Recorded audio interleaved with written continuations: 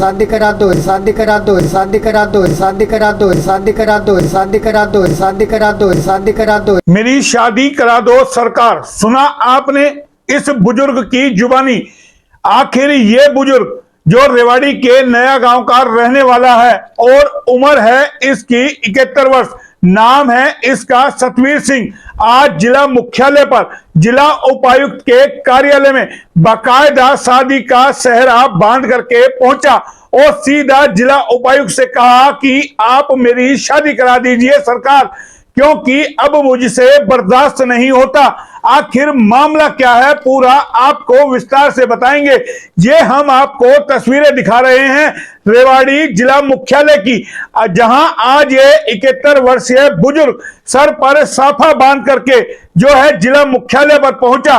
और जब ये पहुंचा तो वहां इससे मिलने वालों का तांता लग गया कि इतनी उम्र में भी कैसे सर पर शादी का साफा बांधकर, जिसे हम शादी का सेहरा कहते हैं, वो पहन करके आज जब जिला मुख्यालय पर पहुंचा तो लोग इसको देखने लग गए। और जब तक ये मामला समझ में आता, कई लोगों की तो हंसी नहीं रुकी कि आखिर किस लिए शादी का सेहरा बांध करके आज ये शख्स जिला मुख्यालय पर पहुंचा। आखिर ये बुजुर्ग क्यों हताश और क्यों परेशान है, वजह क्या है, ये पूरी वजह आपको बताएंगे। और वजह है खुद सरकार। एक और सरकार नए नए नियम लेकर के आती है कि आप परिवार पहचान पत्र बनवाइए, आप प्रॉपर्टी आईडी बनवाइए, तमाम चीजें सरकार नई नई योजना लेके आती है। और वो योजनाएं किस तरीके से लोगों के गले की फांस बन जाती है, और यही फांस इस बुजुर्ग के गले की बन गई। लेकिन किस तरीके से ये हताश और परेशान है, ये हम इसी की जुबानी आपको सुनवाएंगे। और इस शख्स को लेकर के गए रेवाड़ी के वकील एडवोकेट कैलाश चंद। जी हां, क्योंकि उसके पास ये पहुंचे थे, हताश और परेशान लगातार हो रहे थे, कोई सुनवाई हो नहीं रही थी, तो आज जिला मुख्यालय पर यह शादी का साफा बांधकर पहुंचे और इनको बकायदा जिला उपायुक्त से मिलाया गया। जिला उपायुक्त से मिलते ही इन्होंने कहा, सरकार या तो मेरा पहचान पत्र बनवा दीजिए या फिर मेरी शादी करवा दीजिए, क्योंकि अब मुझसे और बर्दाश्त नहीं होता है। 71 वर्ष की उम्र में मुझसे और चक्कर नहीं काटे जा सकते हैं। और मेरी धर्म पत्नी का जो स्वर्गवास हो गया था कुछ समय पहले, और अब मेरा परिवार पहचान पत्र मुझे बनवाना है, जिसके लिए मैं धक्के खा रहा हूं। और पहले अब हम सुनाते हैं आपको इस बुजुर्ग की जुबानी। अरे फैमिली आईडी ना बना रहे, अब मैं अकेला हूँ, मेरी घरवाली मरे 6 साल हो गई, अब मेरा मकान भी ना है, मेरे पास कुछ नहीं है। अब ये कह रहे हैं भाई फैमिली आईडी सब बनेगी, अकेले की बने नहीं। तो अब भाई लड़के दारू दूरू पीते हैं, लड़कों से मेरी बनती नहीं है, इसलिए भाई मैं यहाँ आ गया। भाई या तो मेरी शादी करा दो या फैमिली आईडी कार्ड बना दो, दोनों में से एक काम करो। तो पहले क्या डॉक्यूमेंट थे आपके, पहले नहीं बन रहे थे? पहले तो था सब कुछ, पर 6 साल हो गए ना, पहले फैमिली आईडी थी नहीं। ये इन्होंने तो नया कानून बनाया फैमिली आईडी का।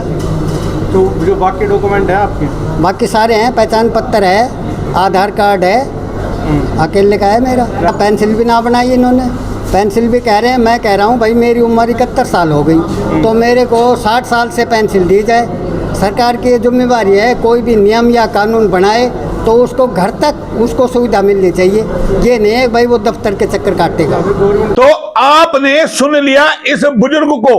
अब ऐसे में एक बड़ा सवाल खड़ा होता है, सरकार जो नए नए नियम लेके आती है, आखिर वो नियम कैसे इन बुजुर्गों पर भारी पड़ता है, जिसकी वजह से ना इसको पेंशन मिल पा रही है, ना इसका रहने के लिए मकान बन पा रहा है। एक और सरकार दावे करती है कि हम बुजुर्गों को सम्मान दे रहे हैं, बुजुर्गों को पेंशन दे रहे हैं। आप इन तस्वीरों को देख करके अंदाजा लगा सकते हैं कि हरियाणा में किस तरीके का हाल है।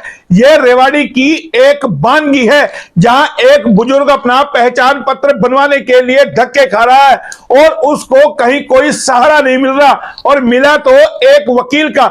सबसे पहले जिला उपायुक्त से मिलना उचित समझा, उसके बाद कानूनी कार्रवाई के तहत इसको बनवाने की कोशिश की जाएगी। फिर ऐसे में सवाल ये उठता है कि आखिर इसका पहचान पत्र बनेगा तो कैसे बनेगा, या शासन प्रशासन बनाएगा या फिर कोर्ट कचहरी के माध्यम से ही इसका काम होगा। एक बार सुनते हैं एडवोकेट कैलाश चंद जी को, जो इन बुजुर्ग को लेकर के पहुंचे थे जिला मुख्यालय पर। देखिए, एक नया गांव का ये सतवीर सिंह है जो 71 वर्ष का वृद्धजन है।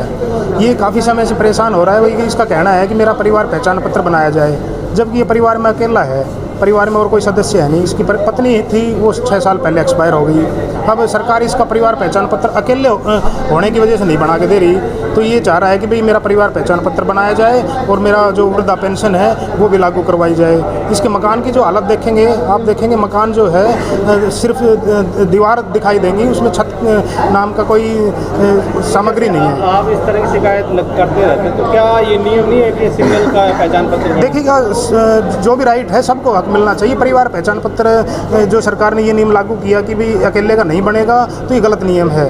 तो इसका मतलब ये होगा कि इसको कोई सुविधा नहीं मिल पाएगी। तो अब ऐसे में सवाल यही उठता है कि आखिर इसका फैमिली पहचान पत्र बनेगा तो कैसे बनेगा। इसका उपाय इस बुजुर्ग ने खुद ही बताया है, क्योंकि मेरी धर्मपत्नी गुजर चुकी है और बच्चे मेरे नालायक हैं जो आए दिन शराब पीते हैं। तो मेरा फैमिली पहचान पत्र बनाने के लिए 2 ही रास्ते हैं, या तो मेरी शादी करा दीजिए या फिर मेरा फैमिली पहचान पत्र बनवा दीजिए, जिससे कि मुझे आगे गुजारा करने के लिए पेंशन मिल सके, मेरा रहने लायक मकान बन सके। तो इस पर आप लोग क्या सोचते हैं, कमेंट्स करके बताएं।